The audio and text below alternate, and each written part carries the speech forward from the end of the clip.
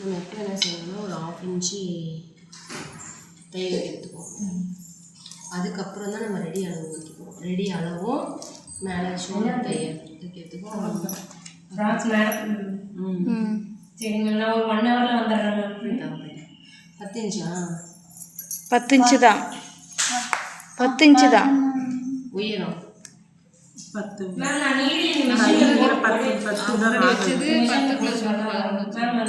நீங்களே கரெக்டாக போட்டுருங்க. நான் போட்டு வரவே மாட்டேங்குது, நூல் கழட்டுக்குது. அதுதான் நான் பார்க்குறப்பெல்லாம் நூல் தான் நீங்கள் கோத்துட்டு இருந்தீங்க. அது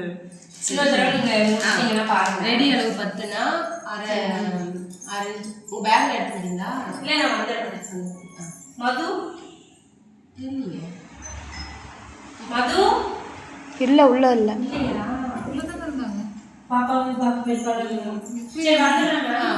ரெடி அளவு வந்து 10 1/2 இன்ச்சு தையலுக்கும் வச்சுக்கோங்க. சரிங்களா? இப்போ இங்கே ஒரு கோடு போட்டுக்கோங்க. இப்படியே வரைஞ்சிங்கன்னா உங்களுக்கு கை ரொம்ப ஈஸியாக இருக்கும். சரிங்களா? இப்போ வந்து கேப் ஹைட்டுன்னு ஒன்று வைக்கிறோம்ல, அது வந்து இங்கேருந்து இப்படி 3 இன்ச்சு. ஓகேவா? இப்போ இவங்களுக்கு சுற்றளவுன்னு ஒன்று 5 வச்சோம். ஓகேவா? இப்போ இந்த கேப் ஹைட் வச்சுட்டு இங்கே ஒரு கோடு போட்டுருவோம். இப்போ இங்கே 5 வச்சுருக்கோம். இப்போ இங்கே எவ்வளோ வந்துச்சுமா? 6 இருந்துச்சு. கேப் லைனில் 6 இருந்துச்சு. இப்போ இதுவும் சரிங்களா? இப்போ என்ன சேர்க்கணும்னா இங்கே இவங்க பெரியவங்க அப்படிங்கிறதுனால ஒரு 1.5 இன்ச்சு பண்ணிக்கோங்க. அதுக்கப்புறம் இதுக்கும் அந்த ஆம்கோல் ஸ்கேல் யூஸ் பண்ணுவோம்.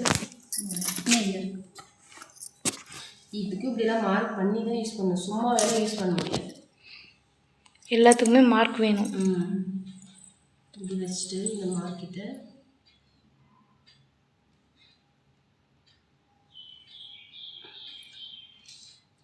சரிங்களா? இதுவுமே ரொம்ப இப்படி போகும். இப்போ நாங்கள் போகிறது என்னன்னா இந்த ஒரு வலை மட்டும் இப்படி போகும். இப்போ என்ன பண்ணணும், அந்த ஆம் ரவுண்ட் அதை செக் பண்ணோட 8 அது இதுக்கும் இருக்குதான்னு செக் பண்ணணும்.